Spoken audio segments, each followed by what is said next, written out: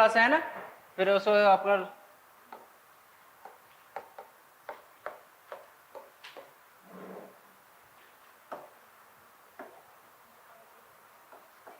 Sewerage में क्या था,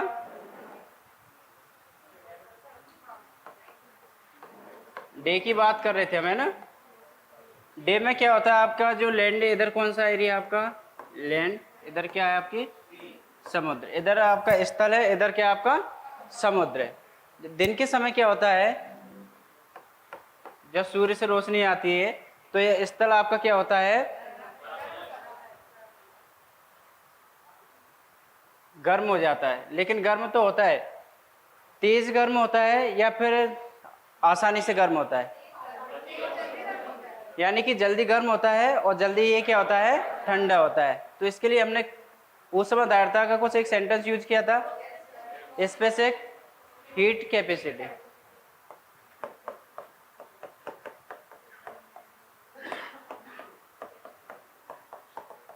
वो कैसी थी इसकी, लो थी, यानी कि वो आसानी से क्या मतलब जल्दी गर्म हो जाता है और जल्दी क्या हो जाता है, ठंडा हो जाता है। अब यहाँ पर दिन के समय टेम्परेचर कैसा था, हाई था, प्रेशर लो था।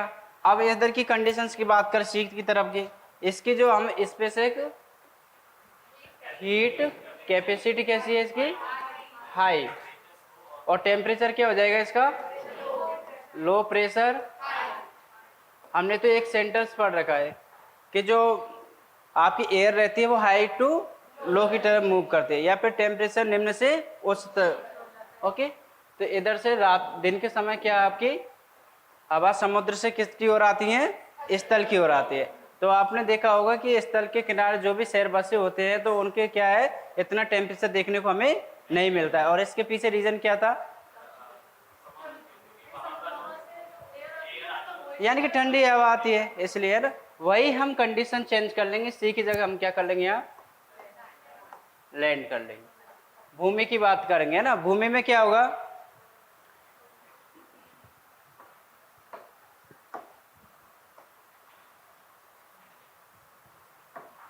डे की जगह क्या हो जाएगा, यहाँ पर नाइट हो जाएगी।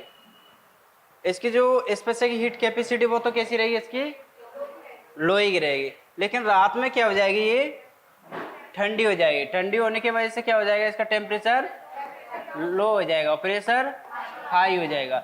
इसी प्रकार से यहाँ पर क्या हो जाएगा, टेम्परेचर प्रेशर लो। अब जो हम डायरेक्शन पढ़ रहे थे इधर से, अब कहाँ से पढ़ेंगे हम, लैंड से सी की ओर, यानी कि दोनों ने एक दूसरे के क्या है, अपोजिट है। यही जाना था कल हमने। ओके,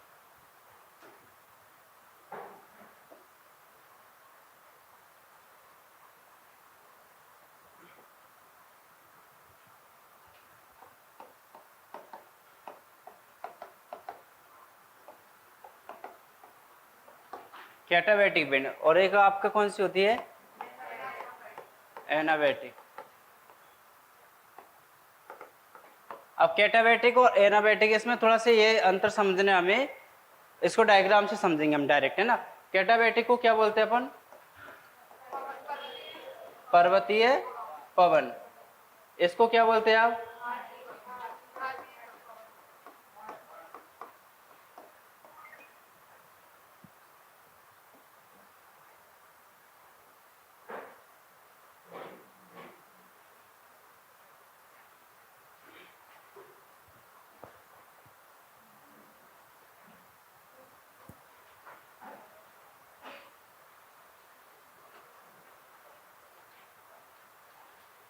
ये वाला फर्स्ट डायग्राम तो क्लियर है सभी को, ओके।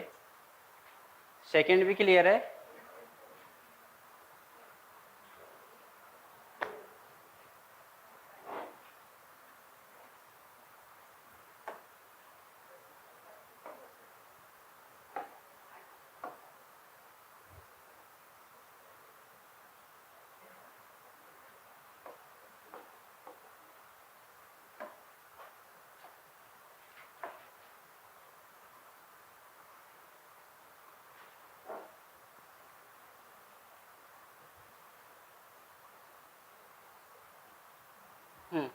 आपने देखा होगा रात के समय, अब ये पहली वाली कंडीशन है वो कौन सी है आपकी,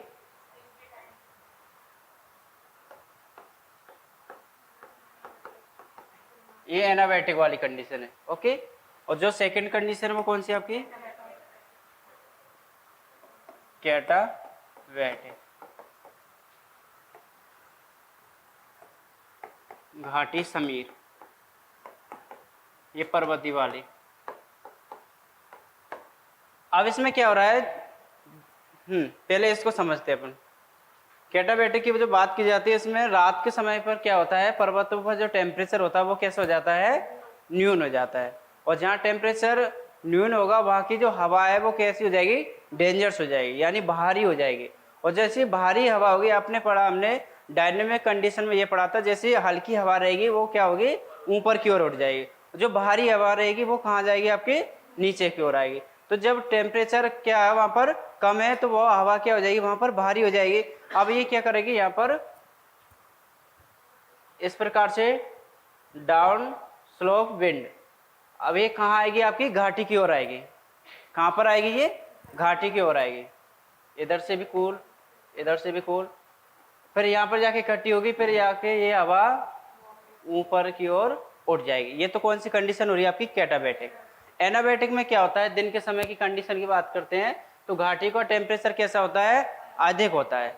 और जैसे ही घाटी का टेम्परेचर हाई होगा, यहाँ की जो हवा रहेगी ना, पहले क्या करेंगे, यहाँ से ऊपर की ओर उठेंगे। क्या करेंगे, ये घाटी से ऊपर की ओर उठेंगे। किस कारण से, क्योंकि जो हवा गर्म रहेंगी तो हल्की होंगी, और हल्की होंगी तो क्या होंगे, यहाँ पर ऊपर की ओर उठेंगे। फिर ये कंडीशन ऊपर उठेंगे, ऊपर जाके क्या हो जाएंगी, वो कूल हो जाएंगी। फिर कूल हो जाएंगे, फिर वो भारी होंगे, फिर कहाँ आएंगे, आपकी नीचे आएंगे। तो ये प्रक्रम क्या है, आपका चलता ही रहता है। आज समझ में आया ये कैटाबैटिक और एनाबैटिक वाला। ओके, ये तो आपकी मौसमी पवनें पढ़ी थी हमने। अब जो हम बात करेंगे किसकी, लोकल विंड की। ओके, स्थानीय पवनें।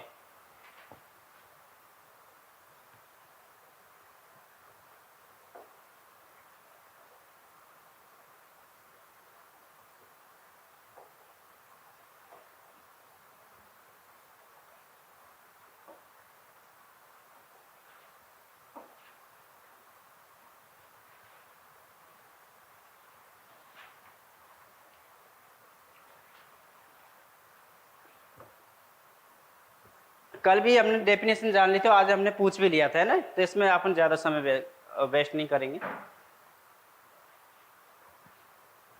अब थोड़ा सा ये देख लेते हैं स्थानीय पवनों की विशेषता क्या होती है थोड़ी सी। ओके, स्थानीय पवनों में क्या होना चाहिए, स्थान विशेष समय विशेष में चलने वाली पवन को क्या कहते हैं। इसमें क्या होता है, एक स्थान भी और एक समय निश्चित होता है। ऐसा नहीं है जैसे कि हमने पढ़ा था कि ट्रेड विंड की बात की जाती है। ट्रेड विंड में की क्या कंडीशन रहती है, ये वर्ष भर एक ही डायरेक्शन में क्या करती हैं, फ्लो करती है। यही पढ़ा था हमने। जबकि इसमें क्या है, समय दिया हुआ है और एक आपका स्थान होगा, है ना। इसी प्रकार से अब ये क्या है, एक छोटे से क्षेत्र को क्या करती है, आपकी प्रवाहित करती है, इफेक्टिव करती है। देखो नाम से इसके क्लियर हो रहा है। अगर हम इसका अर्थ निकाले तो स्थानीय पवन है। स्थानीय पवन, स्थानीय किसको कहते हैं हम, कोई ज्यादा बड़ा एरिया नहीं, कोई पर्टिकुलर छोटा सा एरिया है ना स्थानीय स्तर पर। आपने वो भी सुना होगा, पॉलिटी के अंदर स्थानीय सरकार की बात करते हैं नहीं करते हैं। स्थानीय सरकार कहाँ होती है, वो छोटे लेवल पर होती है, ग्राउंड लेवल पर होती है। जैसे कि स्थानीय सरकार में अपन क्या पढ़ते हैं, सबसे लोकल में देखा जाता है ग्राम पंचायत आ जाती है। ग्राम पंचायत के बाद में आपके जनपद पंचायत है, जिला पंचायत है। इस तरह से लोकल बॉडी में हम क्या पढ़ते हैं, उनकी स्ट्रक्चर पढ़ते हैं। अगर शहरी क्षेत्रों की बात करें तो नगर परिषद है, नगर पालिका है, नगर निगम है, यानी ये लोकल की बात की जाती है। जबकि राष्ट्रीय स्तर पर और राज्य स्तर पर क्या होती हैं, अलग अलग होती है ना। इसी प्रकार से यहाँ पर किसकी बात कर रहे हैं हम, स्थानीय विंड की बात करें तो ये किस एरिया को इफेक्ट करेंगी, स्थानीय एरिया को। ओके, गर्म स्थानीय पवन आसपास के वही है जो यहाँ पर अगर एग्जाम्पल ले, अगर आपने आसपास में अगर वार्म एयर है तो वो आसपास के एरिया को क्या करेगी, ठंडा करेगी या वार्म करेगी, वार्म करेगी, सीधी सी बात है। अगर ये लोहे की छड़ है, अगर ये लोहे की छड़ क्या है आपकी गर्म में, ओके, तो जो गर्म है तो आसपास क्या फैलाएगी, आपकी हीट फैलाएगी, वही इसी प्रकार से यहाँ पर एग्जाम्पल से समझ सकते हैं कि जो एयर गर्म है तो वो आसपास के एरिया को क्या करेगी, वो गर्म करेगी, और ठंडी हवा क्या करेगी, वो भी आसपास के एरिया को ठंडे करने का काम करेगी।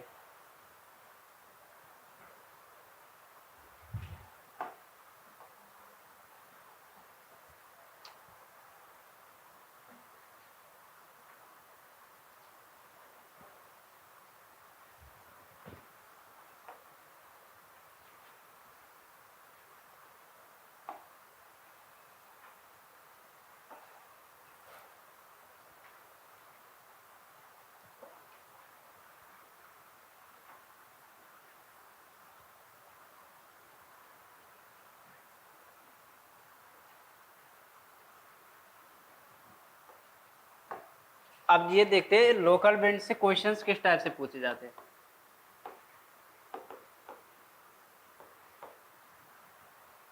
जो स्थानीय पवनें पढ़ेंगे ना हम, उससे क्वेश्चंस किस टाइप से पूछे जाते हैं, थोड़ा सा ये हमें समझ में आ जाए, है ना।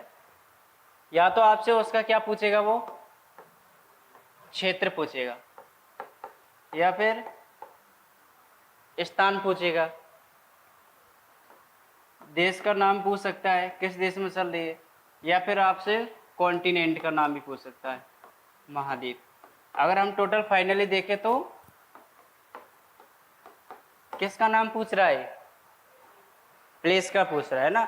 इस तरह से आपकी लोकल विंड पूछ सकता है किस क्षेत्र में कौन सी चल रही है, स्थान की भी पूछ सकता है, किस देश की भी पूछ सकता है, किस कॉन्टिनेंट में, इस तरह से आपकी क्या है पूछ सकता है। वो पवन की दिशा भी पूछ सकता है आपसे,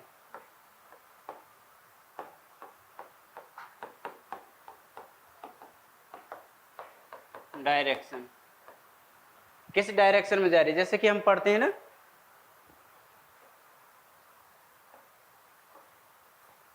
ऊपर वाला क्या रहता है आपका, नॉर्थ। अगर ऊपर उठेगी तो नॉर्थ, नीचे साउथ, इधर इधर वेस्ट। और भी कुछ डायरेक्शन होती है, इसको क्या बोलेंगे हम, नॉर्थ ईस्ट, इसको नॉर्थ वेस्ट, इसे साउथ वेस्ट, इसे साउथ ईस्ट। तो यानी कि डायरेक्शन से भी हमें पूछ सकते हैं कि किस डायरेक्शन में कौन सी विंड जा रही है। ओके, अब हम इसकी प्रकृति के बारे में पूछ सकता है।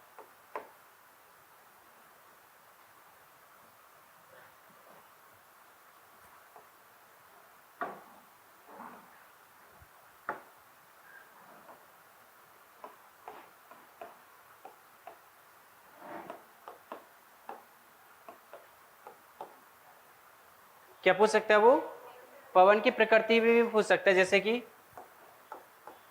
ठंडी है या गर्म, कोल्ड है या फिर वार्म। ओके, भाई ये भी तो पूछ सकता है, जो वार्म हम पढ़ रहे हैं स्थानीय पवन, वो ठंडी है या फिर गर्म भी हो सकती, दोनों भी हो सकती है। एक ये भी पूछ सकता है आपकी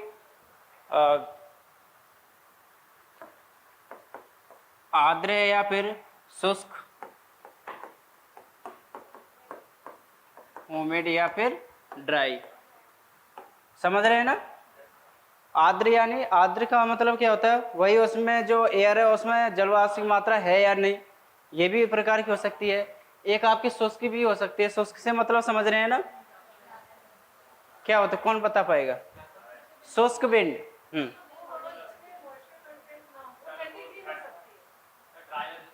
यानी कि मौसम नहीं हो, सिंपल सी बात है, वो क्या कहलाती है आपकी शुष्क विंड कहलाती है ना। तो इस तरह की विंड भी आपकी हो सकती है। और किस टाइप से क्वेश्चंस बनेंगे, इसकी क्वालिटी भी पूछ सकता है, इसकी इस हवा की विशेषता क्या है। तो यानी कि लोकल विंड की क्या पूछ सकता है वो, विशेषता।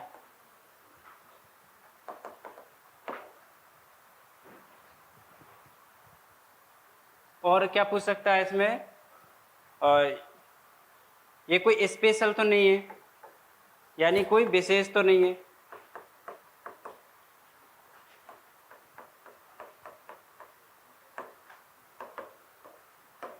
यानी जो हम विंड पढ़ेंगे ना, कई सारी विंड है, ऐसा नहीं है, अभी कम से कम 30 से 35 विंड है, तो वो क्या अलग अलग प्रकार की है ना।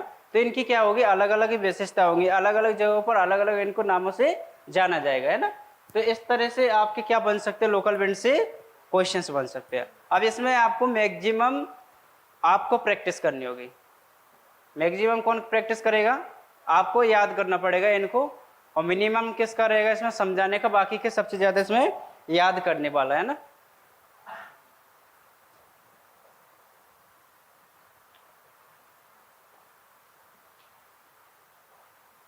अब हमें इसको कॉन्टिनेंट वाइज देखेंगे है ना।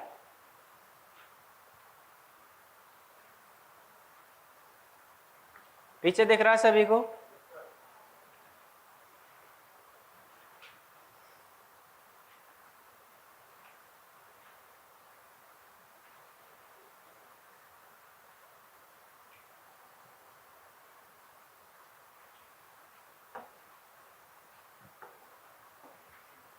इसमें आपने सुना होगा इनके बारे में, देखो चिनू के बारे में, ब्लैक रोलर, सेंटा आना, पापागाओ, ये सुना होगा इस तरह से विंडो के बारे में।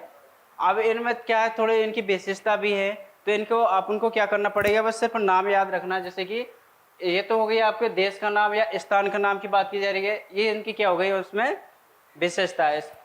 जैसे हम बात करें चिनूक की, किसकी बात कर रहे हैं हम, चिनूक की बात कर रहे हैं। अब ये आपसे पूछ लेगा कॉन्टिनेंट के बारे, सॉरी कंट्री के बारे में पूछ लेगा, इस किस कंट्री में चल रही है ना, तो ये किस कंट्री में चल रही है आपकी, अमेरिका और कनाडा की बात कर रहे हैं। अब अमेरिका और कनाडा में भी क्या है आपकी, कहाँ पर चल रही है, ये रॉकी पर्वत। आपने देखा होगा उत्तरी अमेरिका की बात करते हैं हम, नॉर्थ अमेरिका की, उसमें कौन सा पर्वत है, रॉकी पर्वत है। जबकि हम साउथ अमेरिका की बात करते हैं, दक्षिणी अमेरिका की, उसमें कौन सा आपका एंडीज पर्वत है ना। इसी प्रकार से यहाँ पर हम किसकी बात करें, जो चिनूक है ना, तो वो कहाँ चलती है आपकी, अमेरिका और कनाडा में। इसी प्रकार से ब्लैक रोलर की बात करते हैं, ये कहाँ चलती है आपकी, मैदानी इलाकों में। कहाँ चलती है आपकी, मैदानी इलाकों में। जो हम चिनूक की बात करते हैं, इसे हिमबच्ची भी कहा जाता है। हिमबच्ची इसलिए कहा जाता है क्योंकि यहाँ पर क्या चलती है आपकी, गर्म हवा चलती है, और जब गर्म हवा चलती है तो जो आइस रहती है उसको क्या कर देती है, ये वाटर में कन्वर्ट कर देती है। तो इससे क्या होता है, कहाँ पे नुकसान होता है, इसलिए इसको क्या बोलते हैं हम, हिमबच्ची पवने भी बोलते हैं। किसको, चिन्ह, हाँ छतरी वाला पीछे। सेंटा आना की बात करते हैं ना, सेंटा आना में क्या होता है, ये कहाँ चलती है आपकी, कैलिफोर्निया में। और तो इसके बारे में आपने काफी सुना होगा कि कैलिफोर्निया के जंगलों में क्या लगी है, आग लगी हुई है। अब इसके पीछे रीजन क्या है, क्योंकि ये क्या आपकी गर्म हवा है, गर्म हवा होने के कारण क्या हो जाते हैं, उस क्षेत्र में आग लग जाती है, जंगलों में क्या लगती है, आग। कई बार सुना होगा ना आपने, ऑस्ट्रेलिया के जंगलों में आग लगी है ना। तो ऐसा क्यों होता है, क्यों होता है, गर्म हवा के कारण होता है। ओके, पापागाओ, ये और थोड़ा सा ये याद रखना आपको, इसमें स्पष्ट ये दिया हुआ है कि जो रेड कलर की हम पढ़ रहे हैं ना, ये सारी क्या है आपकी गर्म हवाएं। आपको लिखने की जरूरत नहीं पड़ेगी, इसमें जितने भी हम रेड कलर की देखेंगे सारी क्या है आपकी गर्म हवा है। और जो हमें ब्लू कलर में दिख रहा है थोड़ा सा, ये कौन सी है आपकी ठंडी हवा है ना, ये थोड़ा सा इसमें स्पष्ट दिया हुआ है। तो जहाँ पर गर्म हवा चलेगी वहाँ की कंडीशंस तो आपको समझ में आ गई होगी। और जहाँ पर जैसे कि ठंडी हवा कहाँ से चलेंगी, जैसे हम बात करें समुद्र से लगी हुई है, जैसे समुद्र से कॉन्टिनेंट लगी हुई है, अधिकतर तो सभी लगी हुई है ना, तो जो समुद्र से हवा चलेंगी तो वो कौन सी आएंगी आपकी ठंडी हवा आएंगी है ना। इसी प्रकार से हम डायग्राम से भी समझेंगे इसमें।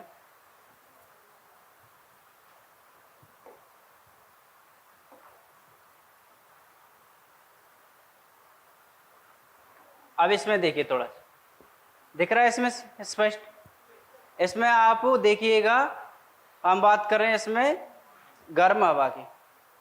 गर्म हवा किससे शो हो रही है, इसमें रेड शो हो रही है, ये रही आपकी चिनूक, सांता आना है ना। ये सांता आना की इसमें थोड़ा सा आप सुधार कर लेना, इसकी डायरेक्शन ऐसे नहीं है, इस प्रकार से।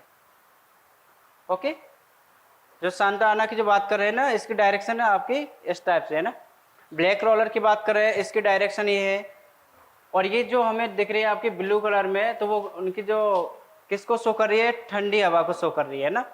किसको करेंगी ये, ठंडी हवा को। तो मैं पहले ही बोला आपको, थोड़ा सा इसमें आपको घर पे मेहनत करनी पड़ेगी है ना। घर पे जब हम देखेंगे उसको अच्छे से तो आपको समझ में आ जाएगा, जब 2-4 बार रिवीजन करेंगे ना तब पता चल जाएगा आपको है ना। क्योंकि आप बार बार इसमें जब तक डायग्राम बना के नहीं देखेंगे तब तक हमें कंफ्यूजन होता रहेगा किस डायरेक्शन में कौन सी हवा जा रही है ना।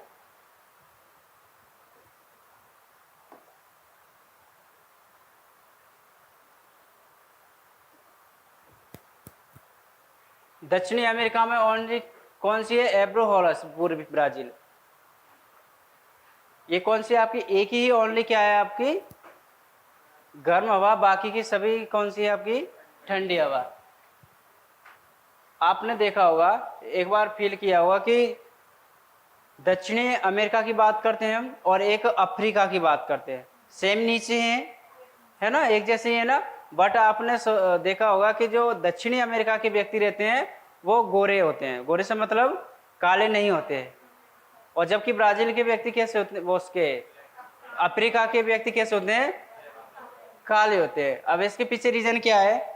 क्योंकि जो दक्षिण अमेरिका की बात कर रहे हैं हम अभी जस्ट, तो इसमें सिर्फ एक ही क्या चल रही है? ओनली गर्म हवा चल रही है। बाकी की कैसी चल रही है? सभी ठंडी हवा चल रही है। और जहाँ का एटमोस्फेयर कैसा होगा? ठंडा होगा। तो वहाँ के व्यक्तियों का कलर भी कैसा होगा? गोरा होगा। सिंपल सी बात है। अभी देखेंगे, देखो हम, ये कौन सी है आपकी? ये कौन सी माउंटेन है? एंडीज है। जबकि हम उत्तरी अमेरिका में क्या पढ़ा था? रॉकीज है ना। ये बड़े बड़े माउंटेन है, आप एटलस लेके बैठोगे ना, उसमें और अच्छे से आपको समझ में आएगा। और रखना भी चाहिए आप लोगों को। और सभी जगह से देख रहे हैं हम, ओनली यहाँ पर एब्रो हॉलस के अलावा सभी जगह कौन सी हवा देखने को मिल रही है? हमें ठंडी हवा देखने को मिल रही है ना। देखो अफ्रीका की बात करते हैं हम। हाँ,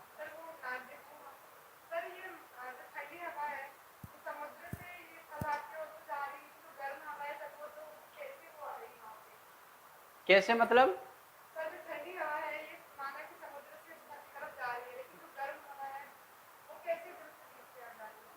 मतलब गर्म हवा क्यों आ रही है उधर से?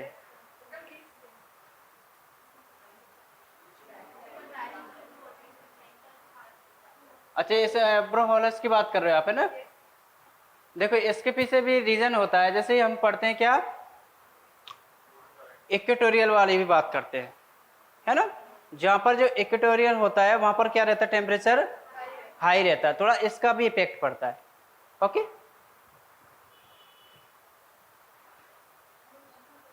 अफ्रीका की बात करते हैं ना। जो देखा होगा आपने, सारा डिजर्ट देखा होगा। सबसे बड़ा डिजर्ट होता नहीं है, कौन सा है आपका? सारा डिजर्ट। वो कहाँ पर है? अफ्रीका में।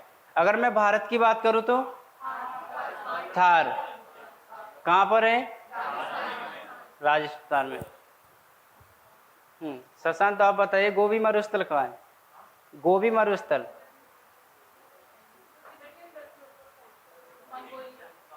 गुड, कहाँ पर है? मंगोलिया ना। तो यहाँ पर देख रहे हैं ना हम, जो अफ्रीका की बात करते हैं, अफ्रीका में देख रहे हैं इतनी सारी क्या चल रही है आपकी? गर्म हवा चल रही है। और जब गर्म हवा चलेगी तो वहाँ का व्यक्ति भी कैसा होगा? क्योंकि वहाँ एटमोस्फेयर कैसा रहेगा? आपको गर्म। हम देखने को मिलता है ऐसा, वहाँ पर क्या है, क्लाइमेटोलॉजी की वजह से उस कंडीशन में उन व्यक्तियों का क्या रंग कैसा होता है? ब्लैक होता है। वही हम देखने को मिलता है, जैसे जम्मू कश्मीर में चले जाए हम, वहाँ पर कैसा एटमॉस्फेयर रहता है? ठंडा वातावरण रहता है। एक हम साउथ में चले जाए तो दोनों में डिफरेंट है या नहीं है? तो जो व्यक्तियों को देखा जाता है, हमें वहाँ पर रहन सहन सब तरह का, ये किस पर डिपेंड करता है? सब जियोग्राफी कंट्री का, यानी कि भौगोलिक कारण भी हमें क्या है? देखने को मिलता है। ऐसा नहीं है कि जनजाति वो ऐसे व्यक्ति हुए होंगे, ऐसा कुछ भी नहीं है। वहाँ की जियोग्राफी कंडीशन भी क्या है, वहाँ का जिम्मेदार भी है ना। तो यहाँ पर जो सिराको है ना, इसको देखो अलग अलग नामों से जाना जाता है।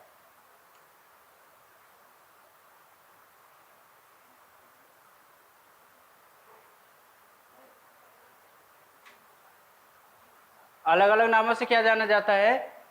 सिराको को सहारा, सिराको कहाँ कहते हैं आप? सहारा मरुस्थल में, ट्यूनिशिया में इसी को क्या बोलते हैं? चिली। इस हवा को, सिराको जो हवा की बात कर रहे हैं ना, ट्यूनिशिया में चिली बोलते हैं इसको। लीबिया में क्या बोलते हैं इसको? गिबली या फिर घिबली। विश्व में खमसिन। पश्चिम अफ्रीका में ये अलग आ जाएगी। पश्चिम अफ्रीका है ना, वेस्ट अफ्रीका की बात करते हैं हम। इसमें कौन सी चलती है आपकी? हार्मटन। कौन सी है आपकी?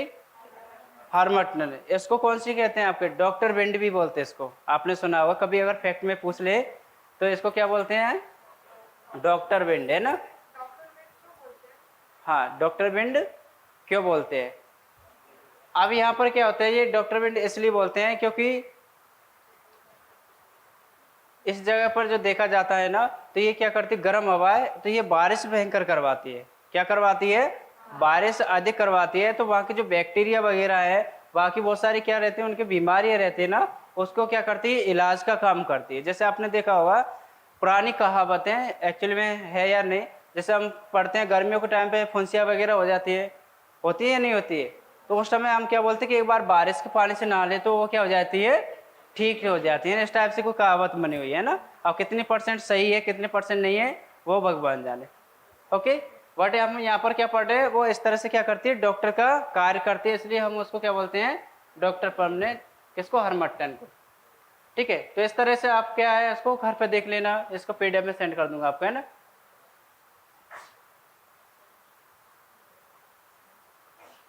यूरोप में भी अधिकतर क्या है, जैसे फ्रांस की बात करें मिस्टर, दक्षिण फ्रांस की बात करें तो वाइज, स्पेन की लेविंटर। तो मैंने कहा आप याद करना मेरे लिए भी पॉसिबल नहीं है और आपके लिए भी नहीं है, लेकिन हम प्रैक्टिस करेंगे तब ये पॉसिबल हो जाएगा। इसलिए हमें क्या स्लाइड पे शो करना पड़ रहा मुझे, है ना, इन चीज़ों को।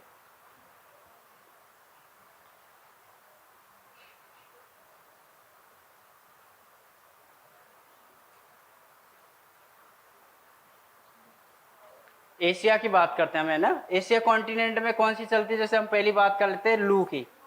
किसकी बात कर लेते हैं हम? लू कहाँ चलती है आपके? भारत में। इसके बारे में तो हमें पता होना चाहिए, बाकी का हो या ना हो, लेकिन लू के बारे में पता होना चाहिए हमें ना। क्या हुआ? उत्तर प्रदेश में ज्यादा चलते हैं, क्यों? देखिए इसके पीछे थोड़ा सा हम साइंटिफिक रीजन भी समझ लेते हैं ना, लू कैसे चलती है हमारे इंडिया में। इंडिया में बनाइए।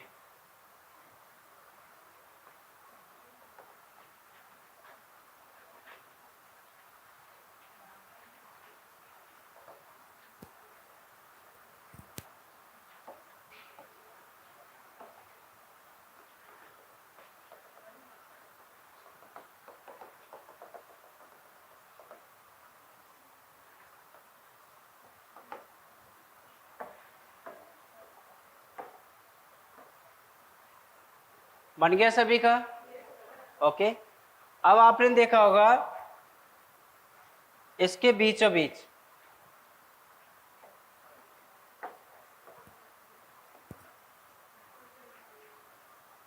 भारत के बीचों बीच से कौन सी रेखा गुजर रही है? कर्क रेखा गुजर रही है। कितने राज्यों से गुजर रही है? 8 राज्यों से कर्क रेखा हमारे भारत के बीचों बीच गुजर रही है ना। ट्रॉपिक ऑफ कैंसर, कर्क रेखा। ओके, अब ये कर्क रेखा गुजर रही है और यहाँ पर का राजस्थान में क्या है, थार डिजर्ट। यहाँ पर क्या है आपका? थार डिजर्ट, मरुस्थल। राजस्थान के वेस्टर्न साइड में ही है ना। ओके, जहाँ पर डिजर्ट होता है कैसा आपका, गर्म है या फिर ठंडा है? यहाँ पर गर्म है। अगर मैं पूछूं आपसे सबसे बड़ा मरुस्थल कौन सा है विश्व में? श्योर है सभी? सभी का आंसर क्या हो जाएगा इसमें? गलत हो जाएगा। क्यों हो जाएगा गलत? क्योंकि जब मैंने ये नहीं पूछा आपसे गर्म या फिर ठंडे की बात करते, मैंने सिर्फ ओनली आपसे क्या पूछा है, विश्व में सबसे बड़ा आपका मरुस्थल कौन सा है। तो सर आपका क्वेश्चन होना चाहिए कि सर बताइए आप ठंडा पूछ रहे हैं या फिर गर्म। तो आपसे ठंडा पूछते तो कौन सा बताते आप? गोभी। गोभी तो उससे भी छोटा, अंटार्कटिका। ओके, अगर हम गर्म पूछते तो आपसे सहारा। भारत का पूछते तो थार। एक बार क्या हुआ इंटरव्यू में क्वेश्चंस पूछा गया, बताइए भारतीय टीम के कप्तान कौन है? क्वेश्चंस का आंसर सुनते ही उसको सामने वालों को ऐसा लगा कि वाह very easy questions, Rohit Sharma. अब वो सामने वाले का क्वेश्चंस ये नहीं समझ पाए, वो उससे ये पूछना चाहते था कि सर हमें ये बताइए, आप भारतीय टीम में एक तो महिला टीम है, एक पुरुष टीम है, आप बताइए आप किसका पूछ रहे हो, है ना। तो उन्होंने किसका बताया था, पुरुष का बताया। उसका आंसर क्या हो गया, रॉन्ग हो गया, है ना। थोड़ा सा हमको क्या करना चाहिए, सोचना चाहिए, है ना, क्योंकि यूपीएससी सोचने वाला ही एग्जाम है ना। चलो यहाँ पर पढ़ रहे थे हम, थर्ड डिजिट की बात कर रहे हैं। थर्ड डिजिट में यहाँ पर क्या होगा आपका, टेम्परेचर हाई होगा और प्रेशर, जब हमने पढ़ा था जहां पर टेम्परेचर अधिक होता, सॉरी, और प्रेशर कैसा होता, लो। अब विंड यहां से मूवमेंट करेगी या नहीं, क्यों करेगी, प्रेशर यहाँ पर क्या है आपका, लो है, जबकि विंड मूवमेंट करती हाई टू लो। अब ये क्यों नहीं करेगी, इसके पीछे रीजन क्या है, और जबकि लू तो चलती है आपको भी पता है, अब इसके पीछे रीजन क्या है ना, वो समझते हैं हम।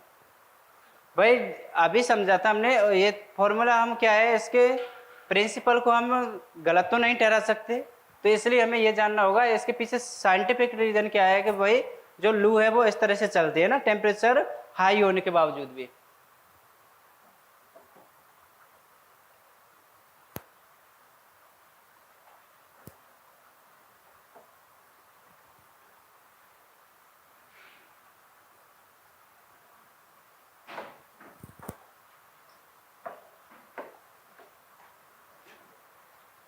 याद करो जब आपने क्या पढ़ा था, प्रेशर बेल्ट पढ़ा था, है ना। 0 डिग्री यहाँ पर कितना है, 23.5 डिग्री, 23.5 डिग्री। ये कौन सा जोन था आपका, इक्वेटोरियल जोन था। ये कौन सा है आपका, ट्रॉपिकल, सब ट्रॉपिकल, है ना। अब मैं बात करता हूँ यहाँ पर विंड की, जो इक्वेटोरियल की बात करते हैं, इक्वेटोरियल पर जो विंड चलती है वो कैसे चलती है, नॉर्थ ईस्ट ट्रेड विंड, है ना। इसी प्रकार से ये समझना है इसको, अगर ये समझ में नहीं आएगा तो वो भी कॉन्सेप्ट समझ में नहीं आएगा, है ना। अब यहां पर तो क्या था आपका, टेम्परेचर अधिक था, क्या था यहाँ पर, इक्वेटोरियल पर टेम्परेचर आपका अधिक था, तो अधिक था, तो यहाँ पर जो आपकी हवा है वो क्या हो जाएंगी, आपकी गर्म हो जाएंगे। और हमें पता है जब वायु गर्म हो जाती है तो क्या करती है, असेंड करती है, क्या करती है वायु आपकी, असेंड करेगी।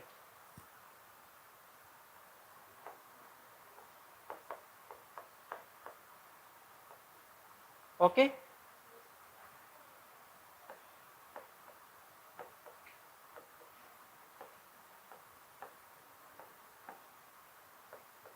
इस तरह से क्या करेंगे, वो असेंड करेंगे। अब यहाँ पर टेम्परेचर कैसा आपका, लो, और प्रेशर कैसा आपका, हाई। तो यहाँ पर जो स्थिति बन रही है एयर की जो गति करने की, वो ये तो कौन सी होगी आपकी, थर्मल रीजन हो गया। इसका पॉइंट को समझना, ये कौन सा रीजन हो गया आपका, थर्मल हो गया। जबकि इसकी बात करें तो ये किसके कारण मूवमेंट कर रही है, डायनामिक कंडीशन के कारण। किसके कारण, डायनामिक पोजीशन बोल सकते, कंडीशन बोल सकते, स्थिति के बारे में ना। अब देखो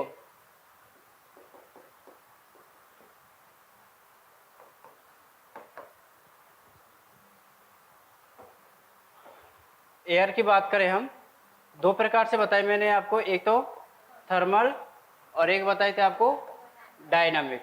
थर्मल में तो क्या होता है, जहां पर टेम्परेचर क्या होगा आपका, अधिक होगा, और वहां प्रेशर कैसा होगा आपका, लो होगा। और जहां टेम्परेचर कम होगा वहां प्रेशर कैसा होगा, अधिक होगा। तो जो यहाँ पर जो कंडीशन बन रही है, यहाँ तो टेम्परेचर क्या आपका अधिक है, प्रेशर कैसा लो है, इसके कारण क्या हो रही है, वो वायु असेंड कर रही है, उठ रही है। पहली पोजीशन समझ में आई आपको। अब यहाँ पर पढ़ रहे हम जो इसके जो वायु की बात करेंगे, यहाँ पर कौन सी कंडीशन है, डायनेमिक कंडीशन है। और डायनेमिक कंडीशन में क्या होता है, अब इसमें ये निश्चित नहीं है कि हल्की वायु होगी तभी उठेगी, इसमें भारी वायु होगी तो भी क्या कर सकती है, यहाँ पर उठ सकती है, असेंड कर सकती है, डिसेंड भी कर सकती है।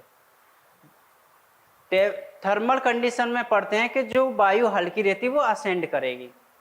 पहला पॉइंट समझ में आया। डायनेमिक कंडीशन में क्या होता है, ठंडी होगी वो भी असेंड कर सकती है और गर्म होगी वो भी क्या कर सकती है, आपकी असेंड कर सकती है। ये पॉइंट आया समझ में आपको। जब ये पॉइंट आपको समझ में आ गया तो वो पॉइंट भी आपको समझ में आ जाएगा जो हम समझाने चाह रहे हैं आपको, है ना। अब यहां पर देखो, इस बेल्ट में प्रेशर कैसा है आपका, कैसा है, हाई, क्योंकि यहां पर क्या है आपका लो। अब आ जाइए आप पुरानी स्थिति में, यहां पर 23.5 डिग्री है, क्या है आपका 23.5 डिग्री।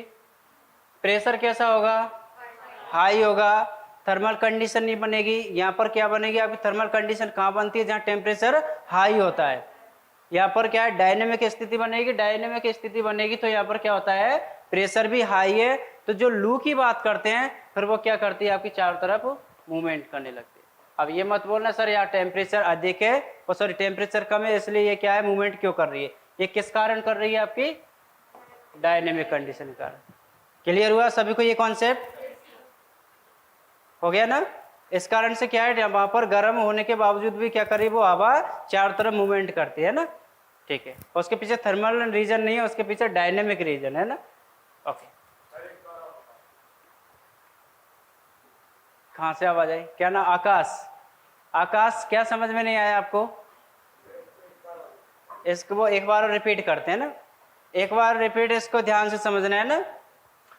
जैसे कि हम पहला रीजन पढ़ते हैं थर्मल। थर्मल में क्या होता है, जहाँ टेम्परेचर अधिक होगा वहाँ प्रेशर कैसा होगा, लो होगा, है ना। और जहाँ टेम्परेचर कम होगा वहाँ प्रेशर कैसा होगा, अधिक होगा। और हमने एक डेफिनेशन पढ़ी थी कि प्रेशर हाई से विंड लो की तरफ जाती है ना। अब यहाँ पर हमारे साथ इस परिस्थिति ये बन जाती है कि भाई थार जो डिजर्ट है वो गर्म भी है, तो वहाँ प्रेशर तो कैसा हो रहा है, वहाँ पर लो हो रहा है, लेकिन लू चल क्यों रही है, क्वेश्चन ये था हमारा। क्योंकि वहाँ लू चल क्यों रही है, तो वहाँ पर थर्मल कारण से ना चलती है, वो किसके कारण चल रही है, डायनेमिक कारण से चल रही है। और दूसरा रीजन बनता है वहाँ पर प्रेशर बेल्ट का, तो वहाँ पर प्रेशर बेल्ट कौन सा आपका, हाई। 23.5 डिग्री पर क्या है आपका, हाई। तो हाई से तो आपको पता है जहाँ पर प्रेशर हाई हुआ तो वो तो लो की तरफ जाएगा। ये थोड़ा सा रीजन था उसमें, है ना। अब लू के बारे में कोई पूछेगा तो बता तो देगा ना भारत के संदर्भ में। ओके,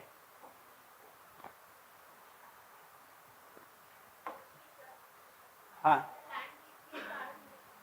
क्या हो सकता है,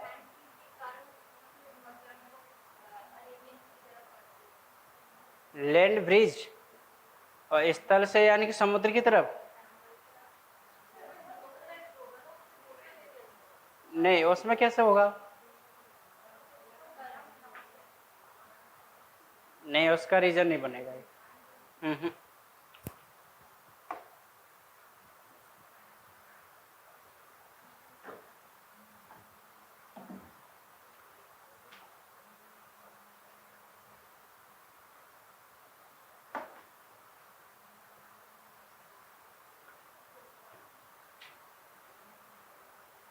तो इस प्रकार से आप इनको आप क्या कर सकते हो, घर पर भी दे सकते हो। इसमें यहाँ एक डायरेक्शन भी शो कर रहा है ना, किस डायरेक्शन में कौन सी पवनें चल रही है। थैंक यू नहीं हुआ, अभी आपका एक पार्ट और बचा हुआ। आप में से किसी का क्वेश्चन था सर हमें एल नीनो और ला नीनो के बारे में पढ़ना है। हाँ, ओशियनोग्राफी वाला कौन सा टॉपिक, आलिनो लालिनो वाला, तो इसी को पढ़ा रहे हैं अभी, है ना। क्योंकि यूपीएससी में भी क्वेश्चन पूछा गया है और एमपीपीएससी में से भी क्वेश्चन पूछा गया है ना, तो आलिनो और लालिनो के बारे में समझेंगे।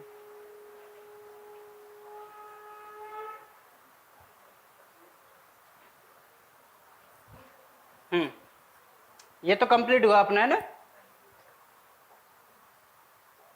बोर तो नहीं हो रहे आप,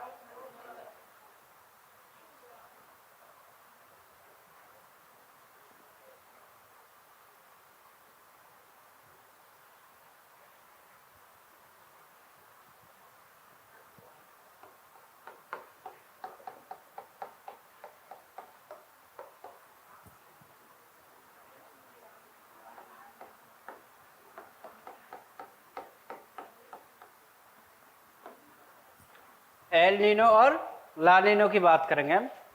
ये क्या है, वो आर ओशियन करंट।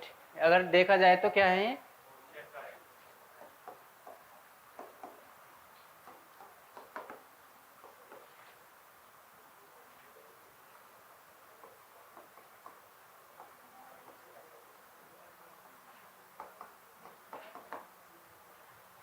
अगर मैं एल नीनो की बात करूं तो ये क्या है, दोनों एल नीनो और ला नीनो दोनों क्या है आपके ओशियन करंट है ना।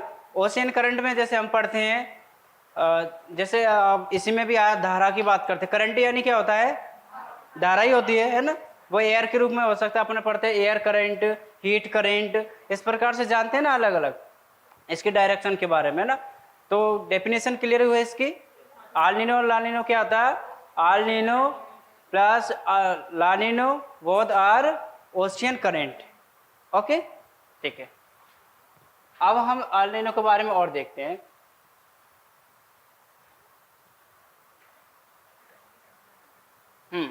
एक और definition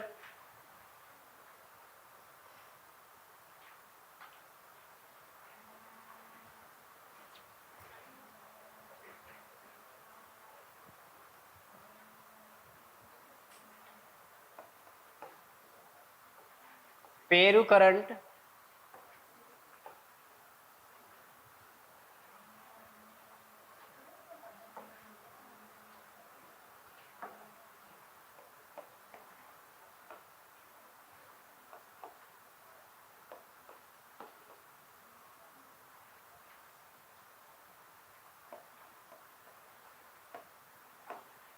Humboldt current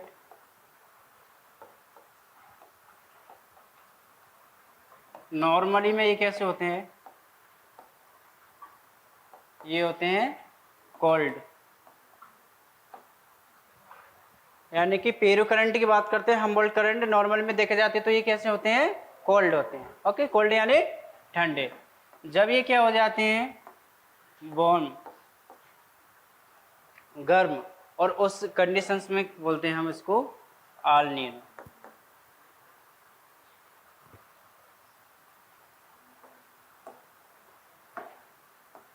El Nino